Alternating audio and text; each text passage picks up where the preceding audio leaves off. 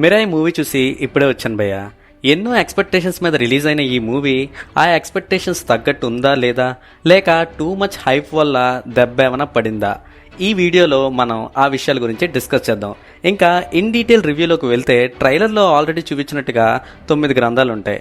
అవి అసలు ఎందుకున్నట్టు, ఆ గ్రంథాల చరిత్ర ఏంటి, వాటిని విలన్ ఎందుకు దక్కించుకోవాలనుకుంటాడు, వాటితో ఏం చేయాలనుకుంటాడు, అలాగే హీరో విలన్ని ఆపుతాడా లేదా అన్నదే కథ.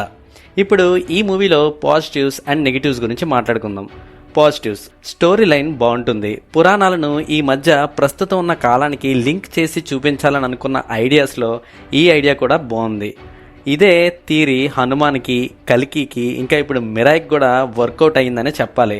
కొన్ని సీన్స్ చాలా బాగా రాసుకున్నారు. ముఖ్యంగా గరుడ పక్షి సీన్స్ వచ్చినప్పుడు థియేటర్లో విజిల్లే. Next casting. ముఖ్యంగా శ్రేయ గారిని పర్టికులర్గా ఆ రోల్కి కాస్ట్ చేయడం హైలైట్. అలాగే జయరామ్ గారు, ఆయన కనిపించిన ప్రతిసారి చాలా బాగా అనిపిస్తుంది. ఒక డివైన్ రోల్లో ఆయన చాలా బాగా అనిపించారు. అలాగే మిగతా కాస్టింగ్ కూడా పర్లేదు, కానీ జగపత్ బాబు గారే ఎక్కడో ఇంకా విలనిక్ లుక్కే క్యారీ చేస్తున్నట్టుగా అనిపిస్తూ ఉంటుంది. ఆయన రోల్కి, ఆయన యాక్టింగ్కి ఎక్కడో మిస్ మ్యాచ్ ఉంటుంది. Next music and BGM. Music director Gaurahari. హనుమాన్కి మ్యూజిక్ ఇచ్చింది ఈయనే ఈ మూవీకి కూడా మ్యూజిక్ ఇచ్చారు. ఈ మూవీ కూడా మైథలాజికల్ జనర్ అవడంతో వాళ్ళ హనుమాన్కి ఎలా బీజిఎం వర్కౌట్ అయిందో ఈ మూవీలో కూడా మ్యూజిక్ ఇంకా బీజిఎం చాలా అంటే చాలా బాగా వర్కౌట్ అయింది. క్లైమాక్స్లో వచ్చే బీజిఎం అయితే గూస్ బంప్స్ పక్కా. Music is very decent. Unnecessary songs లాంటివి పెట్టకుండా చాలా బాగా ప్లాన్ చేసుకున్నారు. ఇంకా last but not least visuals and VFX. మీకు ఈ మూవీలో కనిపించే విజువల్స్ కానీ ఇంకా విఎఫ్ఎక్స్ కానీ టాప్ నాచ్ ఉంటాయి.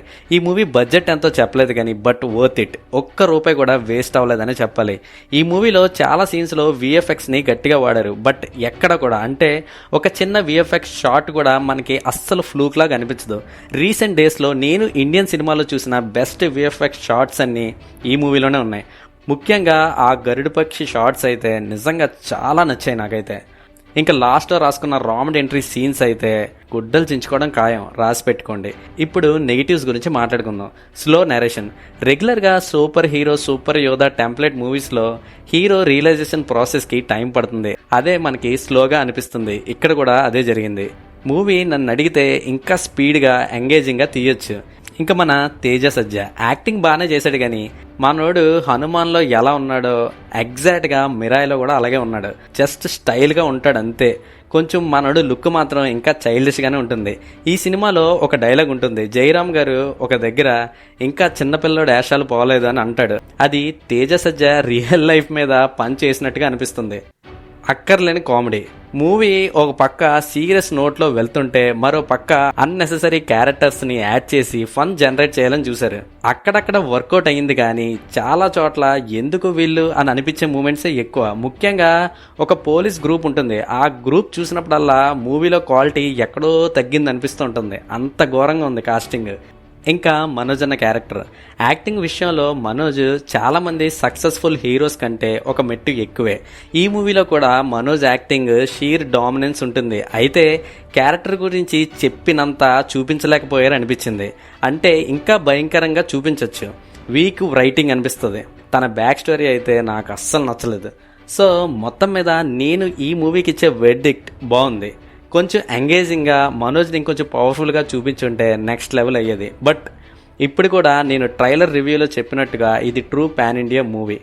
తేజకి మరో హిట్ అనే చెప్పాలి. సో థియేటర్లో చూడడం మాత్రం మిస్ అవ్వకండి. ఇది మిరాయి రివ్యూ. మీకు కానీ ఈ రివ్యూ నచ్చితే please do like, share and subscribe my channel. మళ్ళీ ఇంకో రివ్యూతో కలుద్దాం. అంతవరకు సెలవు.